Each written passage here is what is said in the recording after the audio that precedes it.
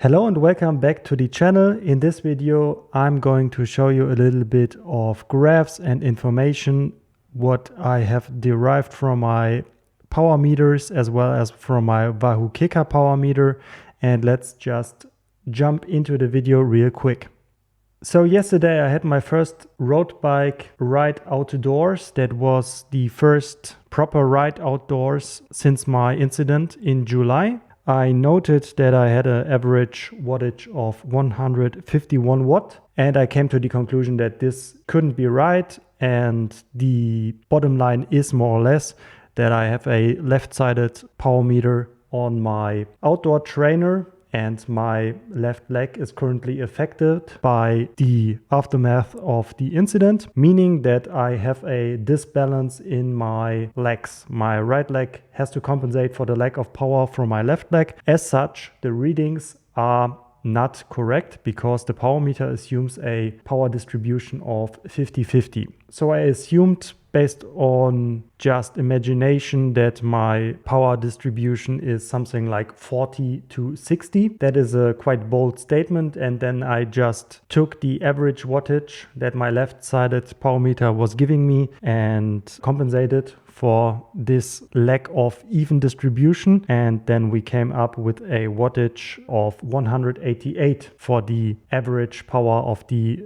ride yesterday, as opposed to the initial 151 watt. So I think that was a bold statement saying it is 40-60, and I just was thinking, how am I able to validate this statement? Because stating is the one thing, but I just wanted to prove it, or at least to take a look at it, how close I came with this assumption. What I did today was that I ran an indoor Swift ride, and not only recorded I the Swift file and upped it on Strava, but in parallel I just ran my Wahoo Element Bolt that was connected to my left-sided power meter. So I had two sources of wattage. For one, I had the absolute wattage from both of my legs, obtained via my Wahoo KICKR smart trainer, and then I had also the left-sided power. And with a little bit of fiddling around in Excel and so on, I was able to join those two files, and then I made some calculations and I came up with the following information I'm just going to show you right now. So initially I had to match those two files, and as you can see right here, I have this graph that is showing two lines. For one, we have the Strava file, and you can very clearly distinguish the files because I did a erg mode protocol on Zwift, and this is why we have those steps right here. We started in a free mode, as you can see in the first place. Then we had a consistent wattage output, and further on we increased another level, and then again another level, and in the end again a further step. The second line is the actual power read by my left-sided power meter, and as you can see we have a gap. At best, both of those lines would match. In this case, this is not true, and this is due to the wrong assumption from my power meter. It is assuming currently 50-50, what is usually true, but currently that's just not the case. So what I did is I calculated the residual power my right leg is required to produce in order to compensate for the gap.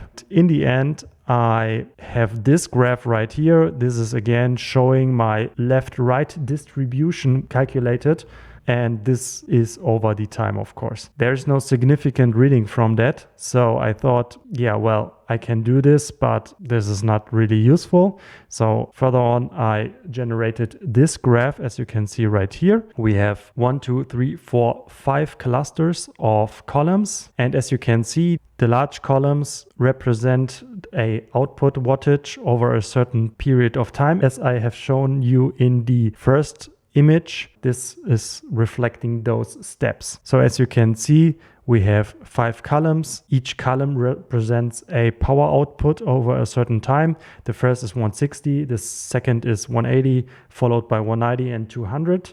And the last column represents the power output across the entire workout. And then you have for each of those columns the power distribution I calculated. And as you can see, at 160, my left leg, my weak leg, is producing 46% contribution to the total power, as opposed to my right leg that is doing 53. And if we increase the power, as you can see, from up to 180, we see that my right leg has to take over more of the shared work. Following 190 and 200, you see the trend that we have a increasing power shift to the right leg, compensating for the lagging power in my left leg currently. Back to my initial question, or to my initial assumption, I have a 40-60 distribution. I can now prove that was quite bold, this statement. So now I can say for wattages under 200 watts,